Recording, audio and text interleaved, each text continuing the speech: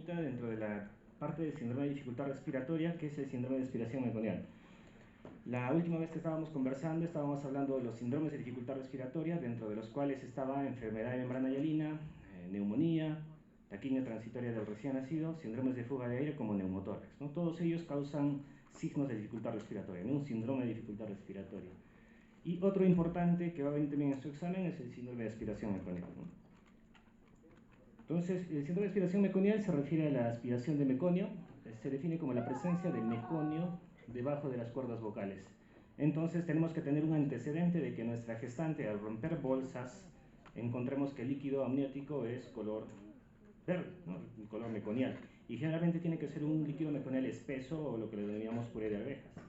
Cuando es así el líquido o te lo refiere así el ginecólogo, tienes que pensar que tu recién nacido va a tener dificultad respiratoria probablemente y este síndrome se va a llamar síndrome de aspiración meconial.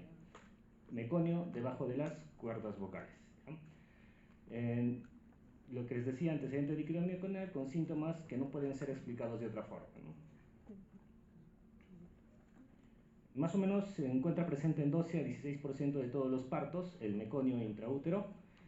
Es la frecuencia bien alta, pero esto se refiere a que el líquido meconial, no necesariamente el puré de arvejas, sino un líquido meconial fluido, ¿no? Y este líquido meconial fluido, o solo apenas que tiña el líquido amniótico, no va a causar este síndrome.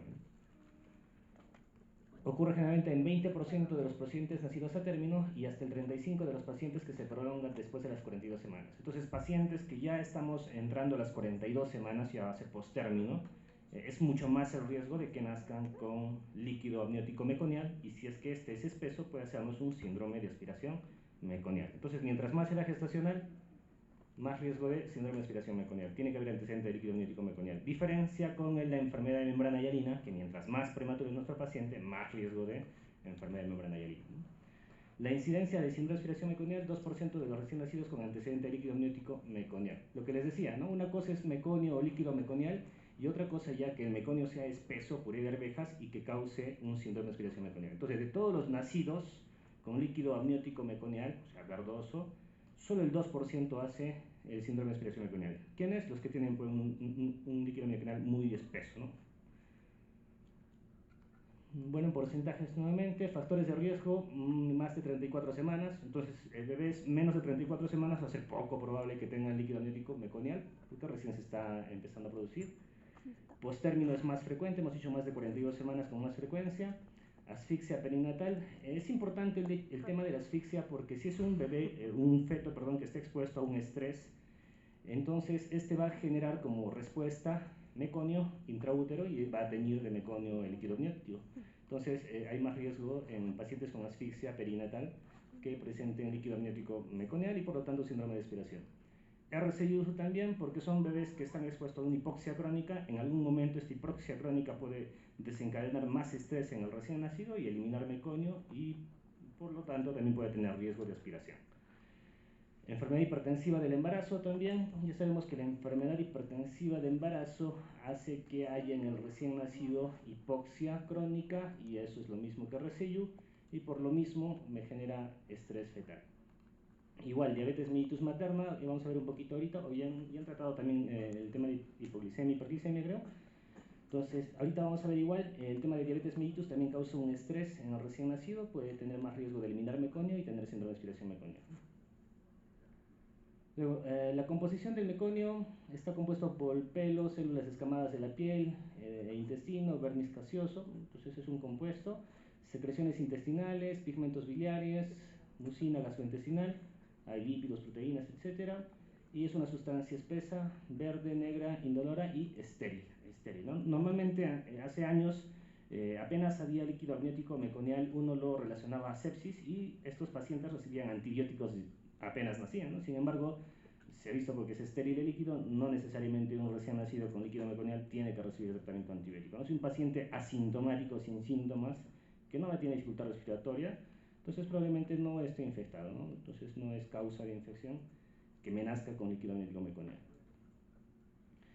La fisiopatología, lo que les decía, tiene que haber un sufrimiento fetal, va a haber pasaje del meconio del intestino hacia el líquido amniótico, lo va a teñir.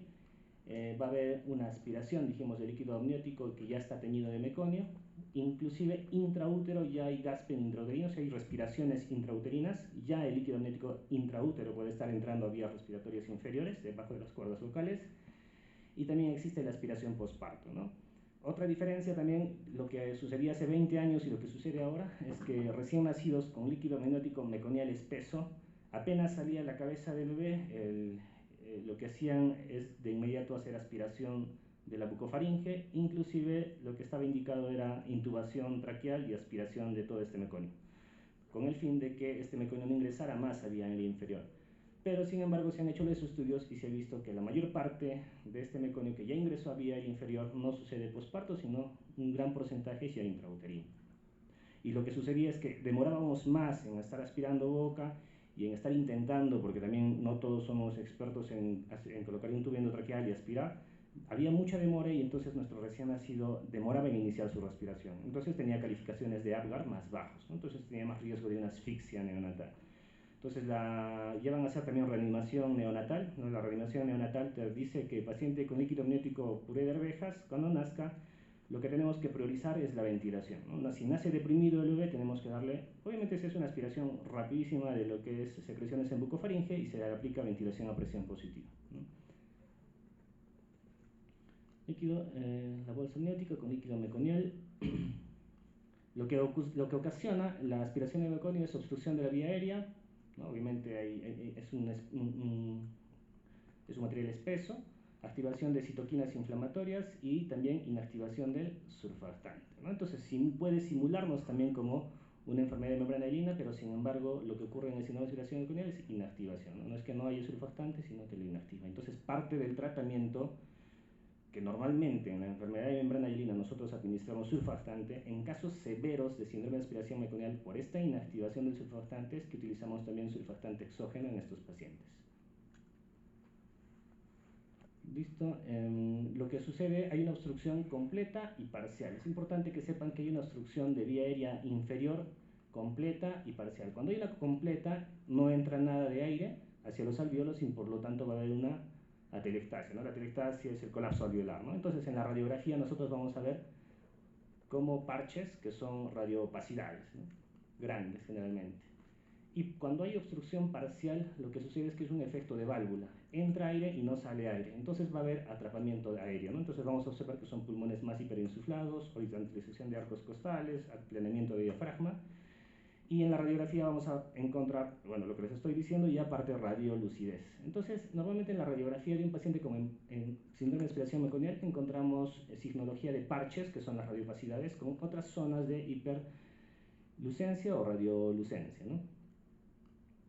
Y cuando hay obstrucción de la vía aérea proximal, cuando se es una obstrucción de la vía aérea proximal, pues hablamos acá de la vía aérea distal, proximal puede haber atrapamiento de aire más intenso y esto puede ocasionar síndromes de fuga de aire, ¿no? El síndrome de fuga de aire ya sabemos como el neumotórax, neumomediastino, neumopericardio, esto será. Listo, entonces es una obstrucción parcial, lo que les decía, entra aire y va a ser más dificultosa la salida de aire, ¿no?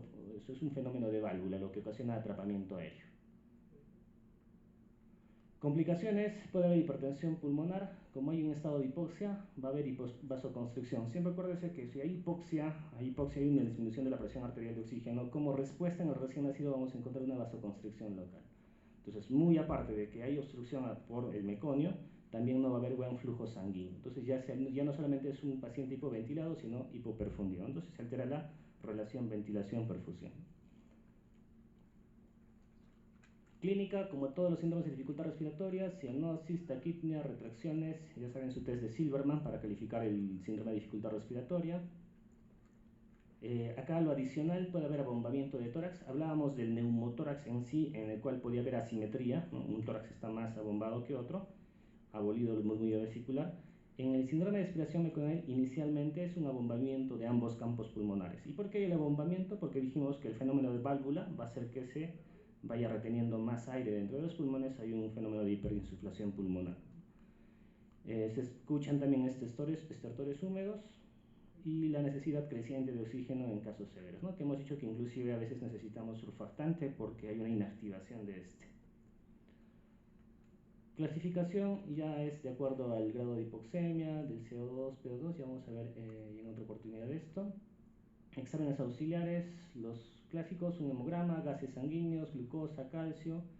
Podemos pedir enzimas cardíacas y cerebrales en caso del paciente haya sido hipoxiado o asfixiado. Hemocultivo, si estamos sospechando que puede haber una infección, dijimos que el líquido amniotinal es estéril, no necesariamente esté infectado, pero sí puede actuar como un caldo de cultivo porque las bacterias más fácilmente pueden impregnarse y causar una neumonía. No de inicio, pero sí pudiera causar después. Listo, el diagnóstico tiene que haber ese antecedente de líquido amniótico meconial, la necesidad a veces de reanimación porque nacen hipoxeditos, la dificultad respiratoria progresiva y radiológicamente, y hemos dicho lo que vamos a observar, ¿no? Es un pulmón todo heterogéneo con radiopacidades gruesas como parches y zonas también de hiperlucidez o radiolucencia, ¿no? Entonces son zonas en parches y zonas radiolúcidas. Hay horizontalización de arcos costales, hay más espacios intercostales porque hemos dicho que fenómeno de válvula hace que haya un atrapamiento aéreo, inclusive a veces el corazón se ve más pequeño, puede haber neumotórax secundariamente y hipertensión pulmonar. Entonces, dos cosas que se acuerdan del síndrome de inspiración meconial como complicación, neumotórax y hipertensión pulmonar. ¿Ya? Neumotórax y hipertensión pulmonar. Listo. Y finalmente, el tema que nos estaba quedando pendiente para ahora es también sobre recién nacidos con, bueno, de madres con patología no infecciosa.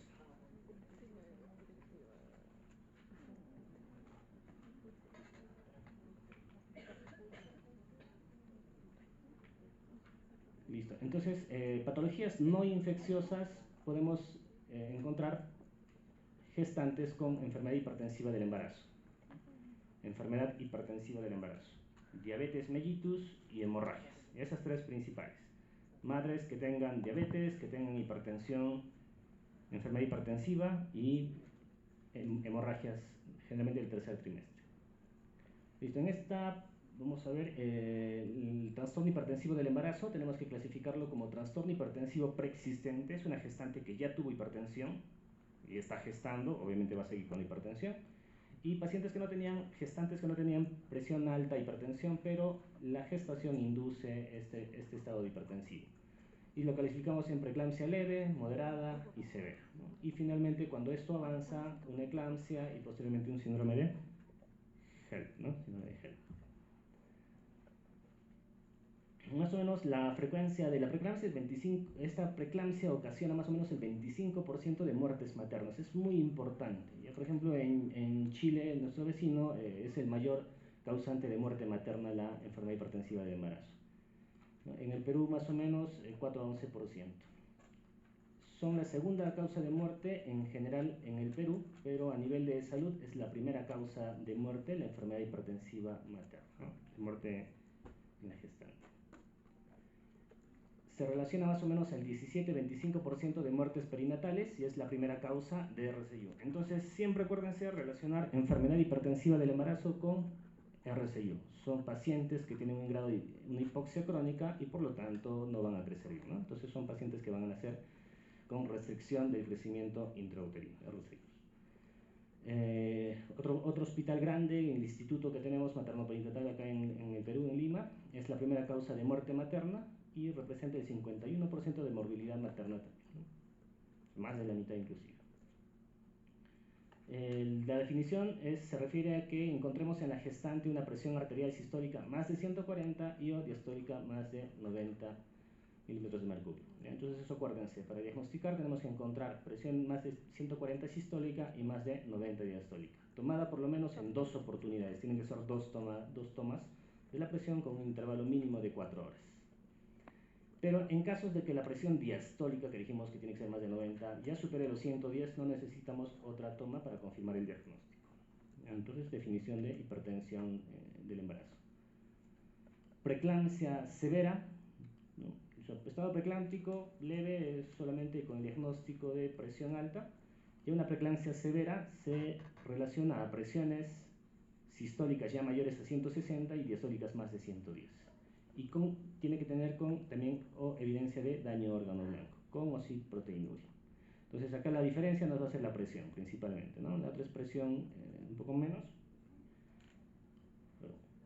más de 140, 90, y en esta es 160, 110, 20 más, ¿no? Entonces, para que nos acordemos, preeclampsia severa. Y si la paciente tenía hipertensión crónica, o sea, ya venía presentando hipertensión, se considera hipertensión gestacional, o sea, agregada a la hipertensión crónica que tenía, cuando se eleva 15 milímetros de mercurio la presión diastólica, o 30 la sistólica. Factores de riesgo para enfermedad hipertensiva del embarazo: que sea su primer embarazo, una edad menor de 18 años o mayor de 40 años, un intervalo intergenésico mayor a 10, IMC más de 35, embarazo múltiple, antecedente familiar también de hipertensión.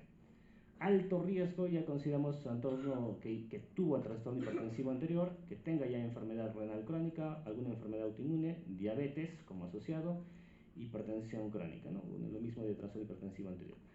Trastorno hipertensivo anterior significa al anterior embarazo. Hipertensión crónica que tiene sin estar gestando hipertensión. Entonces, pacientes de alto riesgo, en ginecología siempre hablan de pacientes de alto riesgo, se considera cuando tiene dos criterios moderados o uno de alto riesgo, obviamente, ¿no?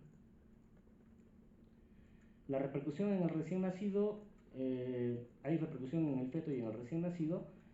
Generalmente de 100 niños, 90 van a nacer con déficit de peso. Lo que les decíamos, pueden ser RCIUs, restricción del crecimiento intrauterino, pueden ser prematuros porque la enfermedad hipertensiva del embarazo, la preeclampsia, la eclampsia son motivos por los cuales tenemos que adelantar la cesárea. Entonces entran de cesárea de emergencia. Entonces por eso es que estos bebés pueden nacer prematuros, ¿no? El 70%. Y 20 nacen a término, pero son pequeños para la edad gestacional, ¿no? La eclampsia ocasiona la muerte del feto también entre el 10 y el 37% de los casos, ¿no? Va avanzando la enfermedad hipertensiva del embarazo a una preeclampsia leve, preeclampsia severa y a una eclampsia, y ya cuando es más severo, como por ejemplo una eclampsia, ocasiona muerte fetal, ¿no? ¿Qué más? Y puede ocasionar hipotermia en el 66% de los casos, ligado a uso de diazepam. Entonces, pacientes con enfermedad hipertensiva del embarazo, preeclampsia, que están en las gestantes, y con eclampsia, que están convulsionando, el tratamiento para estas gestantes que están convulsionando, es decir, que están con eclampsia, ¿qué medicamento usan? Sulfato de magnesio, ¿no? Entonces, sulfato de magnesio, pero en algunos casos, si no tenemos sulfato de magnesio, algunos utilizan otras drogas como diazepam, fenitoína, lidocaína, pero se ha visto que el uso de diazepam causa también repercusión en el recién nacido, ¿no? Por ejemplo, hipotermia en el 66% de los casos. El tratamiento siempre va a ser sulfato de magnesio en eclampsia, ¿no? Cuando estén convulsionando nuestras gestantes. Depresión al nacer, 90% de los casos. Mioclonías, taquipnea transitoria, un mal trastorno adaptativo, y síndrome de aspiración meconial, ¿no? Hemos dicho que hay un estado de estrés, y nuevamente al revés ahora, la enfermedad hipertensiva de embarazo causa síndrome de aspiración meconial en el 10% de los casos. Trastornos respiratorios, otra vez para que nos acordemos bien, causa taquimia transitoria de racina, puede causar taquimia transitoria de racina y puede causar síndrome de aspiración meconial. Metabólica, acidosis, porque hay una hipoxia, hipoglicemia, hipocalcemia, hipomagnesemia, ¿no? Siempre estas tres van de la mano: hipoglicemia, hipocalcemia, hipomagnesemia. Encefalopatía, si nació asfixiado, y trastornos hematológicos como policitemia, anemia, ictericia. Acá lo importante, la policitemia, ¿no? Entonces, acuérdense nuevamente, paciente con enfermedad hipertensiva del embarazo me puede causar que sea un bebito con restricción del crecimiento intrauterino porque hay un estado de hipoxia crónica. Y esta hipoxia crónica, en respuesta a nuestro feto, va a generar más glóbulos rojos, y esto va a generar que cuando nazca desarrolle policitemia, ¿no? La policitemia ya saben que se diagnostica con un hematocrito más de 65, ¿no? Entonces, nuevamente, enfermedad hipertensiva del embarazo, RCIU, policitemia. ¿Pueden desarrollar anemia? Sí, es poco frecuente. Ictericia, sí, secundaria, policitemia. Como es más glóbulos rojos, me causa ictericia. Drogas que protegen al feto, los corticoides, hemos dicho que sí son protectores. Sulfato de magnesio ayuda en la eclampsia cuando está convulsionando nuestra gestante. Hay menos incidencia de encefalopatía, menos disfunción motora, o sea, disminuye el riesgo neurológico. Sulfato de magnesio disminuye el riesgo neurológico. Otros son los pacientes hijos de madre diabética. Ya hablaron de hipoglicemia, hiperglicemia, me parece, algo para resumir. Entonces, la diabetes materna se refiere al estado de hiperglicemia en la gestante, en la madre, debido a una inefectividad de la insulina o por una disminución de la producción de esta, ¿no? Y esto lleva a trastornos sobre todo de carbohidratos, pero también en lípidos, proteína, agua y electrolitos. Entonces, tiene que haber un estado de hiperglicemia en la diabetes mellitus, en la gestante. Igual puede haber diabetes preexistente, son frecuencias.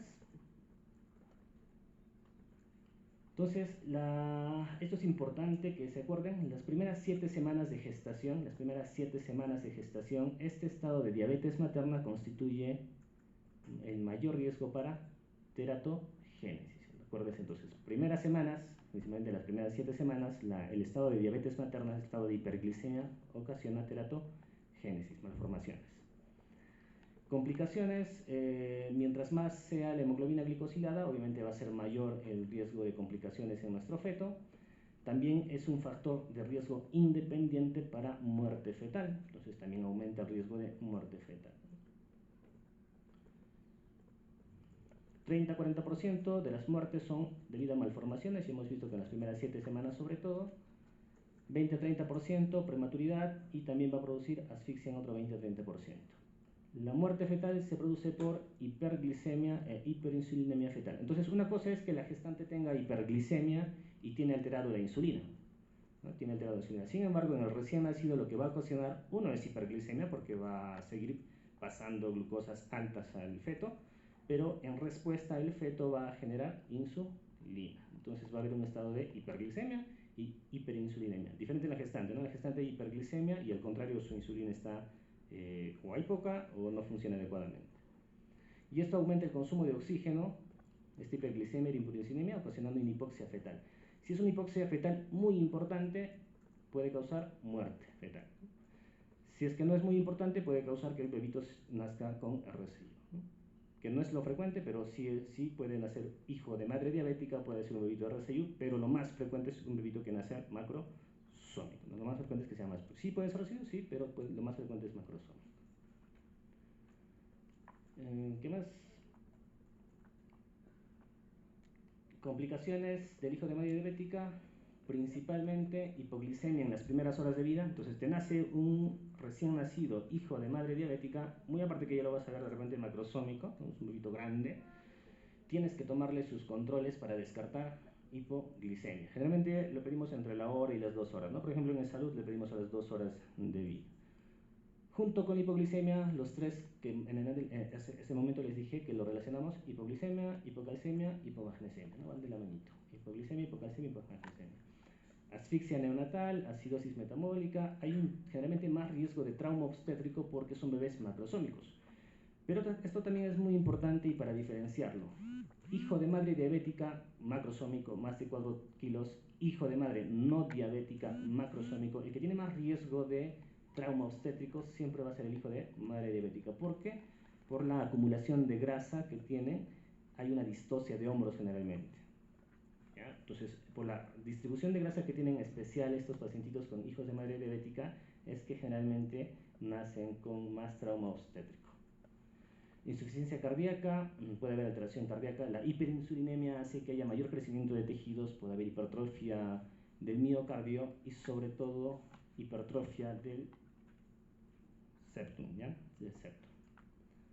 Síndrome de dificultad respiratoria, hiperbilirubinemia, hipervolemia, entonces también me puede causar policitemia. Entonces, visceromegalia, inestabilidad neurológica, policitemia, hiperviscosidad, trombosis venosas, secundaria a la policitemia, inclusive algún tipo de malformación como síndrome de colon izquierdo hipoplásico. Existe el término programación fetal. Quiere decir que la exposición a la obesidad materna con o sin diabetes gestacional o tener sobrepeso al nacer también confiere un mayor riesgo para tener obesidad en la niñez y en la edad adulta. Entonces es importante hacerle seguimiento a nuestros pacientes que nacieron hijos de madre diabética o que hayan sido con obesidad sin diabetes gestacional, o que sean con sobrepeso, o los que son pequeños también para la edad gestacional, que tienen más riesgo de que en el futuro haya una pregradación metabólica y hagan que tengan más riesgo de obesidad, ¿no? El bajo peso, lo que les decía también, el bajo peso al nacer, junto con la aceleración del crecimiento, cuando les damos muchas calorías para que recuperen su peso y lo hacemos demasiado rápido, también tiene mucho riesgo en el futuro de que me genere obesidad. Entonces, no solo los grandes, los macrosómicos, hijos de madre diabética, sino también los PEC, los pequeños por edad gestacional, cuando damos muchas calorías inicialmente, les damos mucha fórmula, también tienen más riesgo de desarrollar obesidad en edad adulta. ¿Listo? Ya, entonces acá también, esto también es muy importante porque se acuerdan, el crecimiento fetal, o sea, porque son macrosómicos, no es por la hiperglicemia, es por la insulinemia, ¿no? El estado hiperinsulinémico es lo que genera que el bebé no salga macrosómico. La insulina es la principal hormona anabólica, anabolismo del feto. Es importante. Bueno, en resumen, el estado de hiperglicemia en la mamá, acá la insulina es, hemos dicho, o baja o funcionalmente no está adecuada, lo que va a generar que también haya hiperglicemia fetal, porque sigue pasando, sigue transfundiéndole a través de los vasos placentarios, va pasando la glucosa en el feto y va a haber hiperglicemia fetal. Puede generar inicialmente anomalías congénitas en las primeras 7 semanas. Secundariamente, esta hiperglucemia en el feto va a ocasionar que produzca insulina. Esta hiperinsulinemia va a generar que cuando nazca nuestro paciente, el estado de insulina elevada haga hipoglicemia. Entonces, nuestro recién nacido hijo de madre diabética hace hipoglicemia porque hay un estado de hiperinsulinemia. ¿La insulina qué hace con la glucosa? Mete la glucosa a la célula, ¿no? Entonces, por eso es que cuando uno mide glucosa sérica, pues está bajo. Por eso hacen hipoglicemia. Hipoglicemia. La secundaria, hiperinsulinemia. Deficiencia de surfactante, también hay una inactivación, el estado de hiperglicemia hace que haya una producción insuficiente de surfactante, entonces nuevamente también es un bebito a término o postérmino, pero también simula una enfermedad de membrana hialina el hecho de que la mamá, que sea un recién nacido hijo de madre diabética, porque también haya inactivación de surfactante. Entonces pacientes con distrés respiratorio severo de una causa X, que sea hijo de madre diabética y veamos una radiografía compatible como membrana hialina, no es un prematuro, es un a término, pero también son candidatos a usar surfactante. Metabolismo hepático inmaduro, a consecuencia del hiperinsulinismo también se altera el desarrollo de algunos órganos, por lo tanto no va a conjugar la bilirrubina indirecta y va a haber ictericia, ¿no? Elevación de la bilirrubina indirecta. También porque va a elevarse las bilirrubinas porque hay un estado de policitemia, porque hay un estado de hipoxia fetal también. Puede haber ACVs, ¿no? Entonces sí, hay ACVs en los neonatos, no solamente en los pacientes adultos mayores, también en los recién nacidos pueden nacer con isquemia cerebral, por ahí un estado de hiperviscosidad, puede taparse algún vasito sanguíneo y puede causar también trombosis venosa, ¿no? Anormalidades del hierro y todo esto puede causar pobre neurodesarrollo. Lo mismo, ¿no? Hipoglicemia, hipocalcemia, hipomagnesemia. Y la fetopatía diabética se refiere al hecho de que es un bebito que nace grande, macrosómico, con cara de luna llena, con abundante tejido adiposo en el cuello y la parte alta del dorso. Es por eso que les decía que la distribución de grasa es particular en los hijos de madre diabética, ¿no? Es un tejido adiposo más en cuello y la parte alta del dorso, le llaman cuello de búfalo, por eso es que se presenta mayor distocia de hombros al nacer y más riesgo de trauma obstétrico. Retraso pueden nacer con retraso de crecimiento, hemos dicho, si hay un estado de hipoxia, es menos frecuente, 10 a 20%, y complicaciones respiratorias por el tema de surfactante, ¿no? Altera la maduración del surfactante. Y las malformaciones congénitas que se dan generalmente en el primer trimestre, sobre todo en las primeras 7 semanas. Lo mismo, listo. Y lo último, hemorragia del tercer trimestre, los riesgos que pueden causar en el neonato. Entonces, hemorragias del tercer trimestre, acuérdense, placenta previa, desprendimiento prematuro de placenta y rotura uterina. Son las 3 que tenemos que acordarnos. La hemorragia del tercer trimestre más o menos ocurre en 1.68% de los embarazos, pacientes de 14 a 34 años. El más frecuente de los 3, desprendimiento prematuro de placenta, 62%, placenta 34% y rotura uterina 2%. Entonces, más frecuente, desprendimiento prematuro de placenta. Del 16% de estos pacientes tuvo óbito fetal. Placenta previa se refiere a la inserción anormal de la placenta en el segmento inferior del útero. Más o menos un caso de cada 200 a 250 partos se relaciona ¿En qué casos más ocurre la placenta previa? Multiparidad, abortos previos, endometritis, trastornos hormonales y miomas. Frecuencia, bueno, nuevamente porcentajes, y para diferenciarlos puede ser una placenta previa total, parcial o marginal. Vamos a ver la placenta previa marginal, o sea, la mala ubicación de la inserción del fluorescente es una inserción baja, y la clasificamos en estos tres: una placenta marginal, que está al borde de la apertura del cuello uterino, una placenta previa parcial y una placenta total, ¿no? Una placenta previa total. Entonces, cuando ya va a nacer el paciente o está con contracciones, va a haber dilatación a nivel del cérvix, y esto va a ocasionar que se vaya dilatando los tejidos a nivel de la placenta, y va a llegar a un punto que no se pueden dilatar más y va a haber sangrado. Lo que les decía, hay distensión del segmento y modificaciones a nivel cervical. La elongación, hasta que no pueda elongarse más, va a causar hemorragia. Mientras más contracciones, va a haber más compromiso de algunas vellosidades coriales y fetos basales. No solo es la placenta, sino también pertenece al paciente, al feto, y puede haber también sangrado fetal. Entonces, si hay sangrado fetal, puede ocasionar asfixia o inclusive muerte.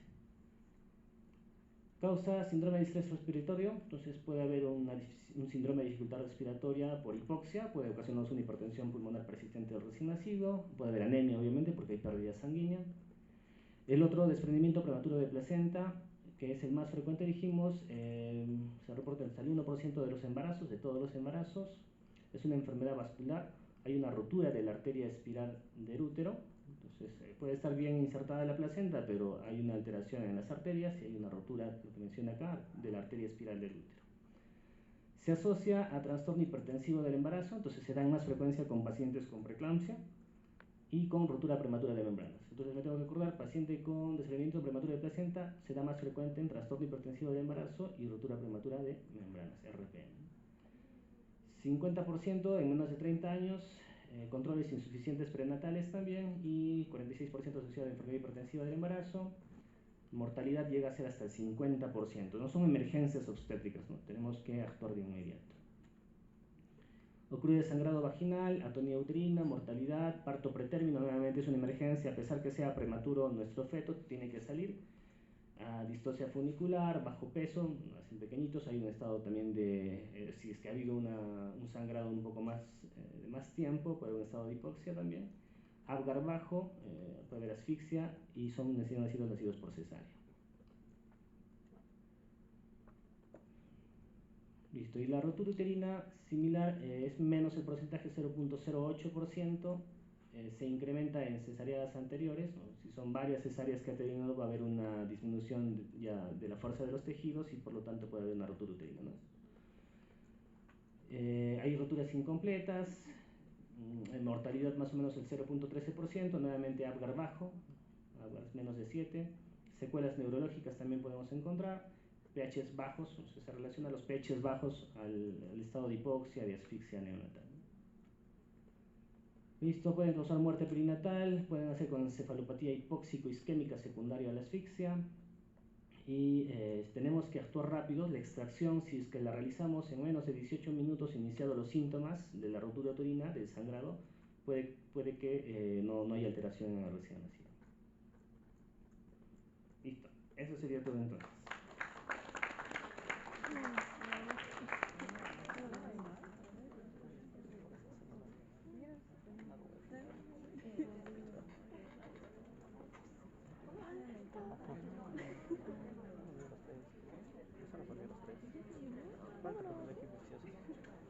A mí me falta una.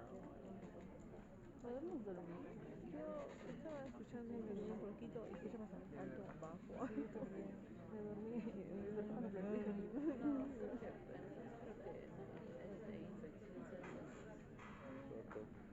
me desperté. Porque hay mira, mira lo que nos ha traído. Doña Jennifer. Es para mí. Es para mí.